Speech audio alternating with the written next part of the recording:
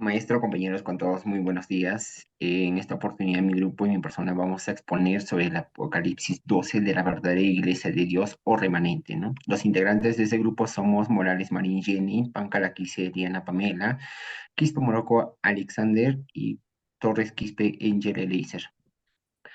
Bueno, en este tiempo muchos nos preguntamos cuál es la verdadera Iglesia de Dios, ¿no? La verdadera está compuesta por un grupo de creyentes quien guarda los mandamientos de Dios y tiene el testimonio de Jesucristo. Vamos a hablar un poco del Apocalipsis 12, escrito por el apóstol Juan durante su exilio en las islas de Patmos. Es una revelación de Jesucristo sobre el conflicto entre el bien y el mal, donde salió triunfador Dios, ¿no? Para los adventistas este libro es muy fundamental para comprender sobre la historia de la salvación en los tiempos finales de la segunda venida de Dios. Vamos a hablar del capítulo 12 de Apocalipsis. Es una visión clave que ilustra la gran controversia entre Cristo y Satanás. Este capítulo abarca desde las épocas del nacimiento de Jesús hasta los tiempos finales, demostrando el ataque continuo que hay contra el pueblo de Dios. Eh, También vamos a ver las representaciones que tenemos en este capítulo del Apocalipsis 12, ¿no? La mujer que representa a la iglesia de Dios. También tenemos otra representación, el dragón que representa o está representado por el mismo Satanás. También tenemos otra representación que es el hijo varón, ¿no? El hijo varón que dio la mujer, que nació de la mujer, ¿no? Que representa a Jesús. Continuando con la exposición. En Apocalipsis capítulo 12 vamos a enfatizar en estos dos personajes, la mujer y el dragón. De quiénes son y de qué se trata ya lo vamos a ver. En los siguientes versículos, como podemos observar, el libro de Apocalipsis está escrito en forma simbólica. Aquí el profeta Juan tuvo una visión. Vio a la iglesia que está vestida de la justicia de Cristo, la cual está fundada sobre la Biblia, los principios bíblicos. En su cabeza tiene una corona de 12 estrellas. La corona es símbolo de victoria. Las 12 estrellas hacen referencia a las 12 tribus del pueblo de Israel y en el Nuevo Testamento a los 12 apóstoles, ¿no? Ahora, esta mujer estaba encinta y clamaba dolores de parto. La mujer, en el pueblo judío, recordamos que hubo una gran matanza de todos los bebés judíos para que no naciera Jesús. Entonces el pueblo de Israel sufrió ese gran matanza, ¿no? De los niños.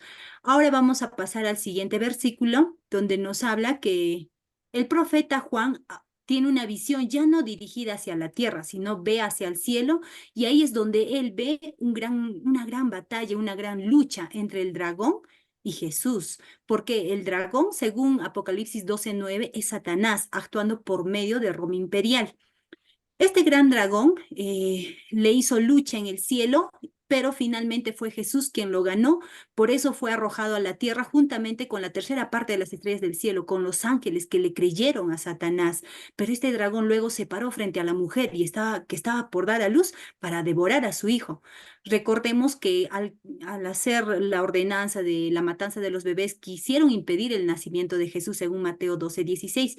Así también lograron crucificar a Jesús, según Daniel 8:25. Hasta aquí podemos ver que Dios, mediante símbolos, le mostró al profeta Juan cómo quiso Satanás no impedir este nacimiento.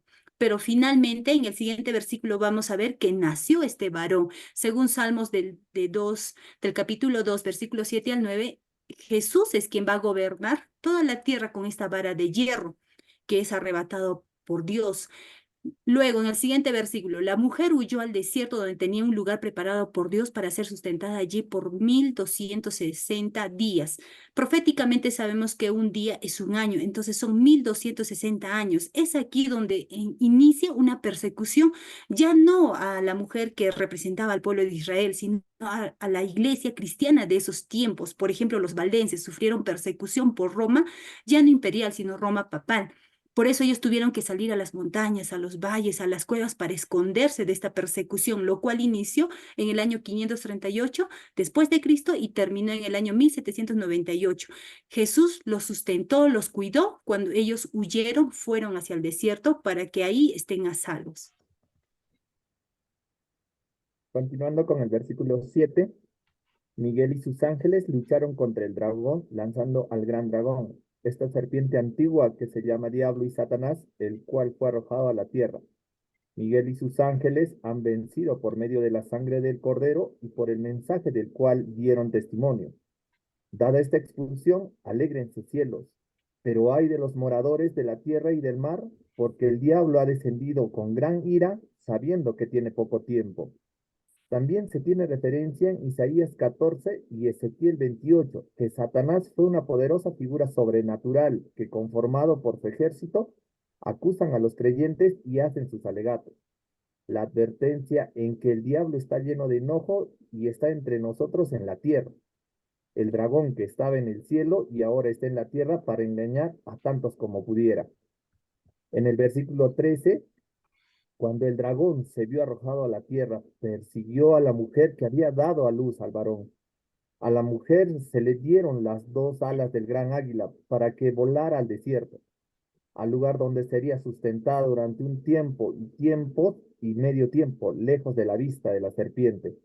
La serpiente, persiguiendo a la mujer, arrojó por sus fauces agua como un río para que la corriente la arrastrara. Pero la tierra ayudó a la mujer, abrió la boca y se tragó el río. Esto quiere decir que la iglesia de Dios escapará a un lugar preparado en el desierto, donde estarán seguros por 3 años y medio. El río es un ejército de soldados, el cual la tierra se tragará a los rebeldes que se oponen a la palabra del Señor. Muy bien. En conclusión, podemos decir que el capítulo 12 del libro de Apocalipsis está dividido en dos.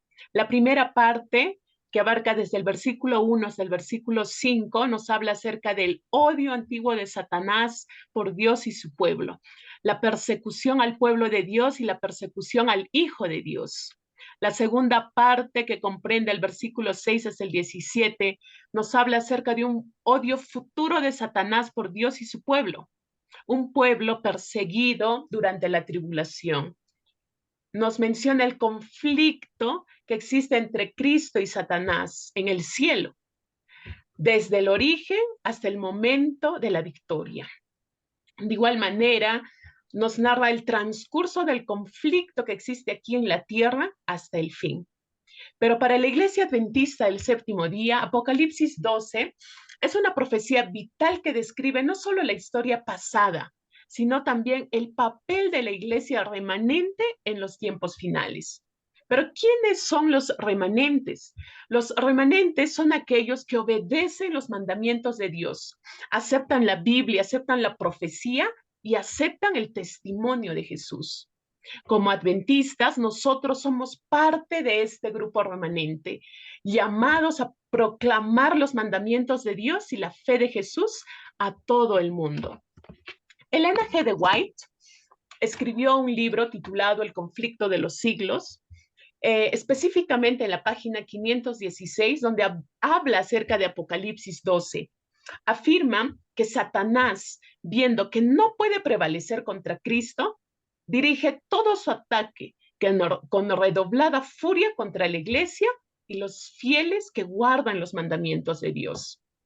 Esto enfatiza la importancia de permanecer fieles y obedientes a los mandamientos de Dios.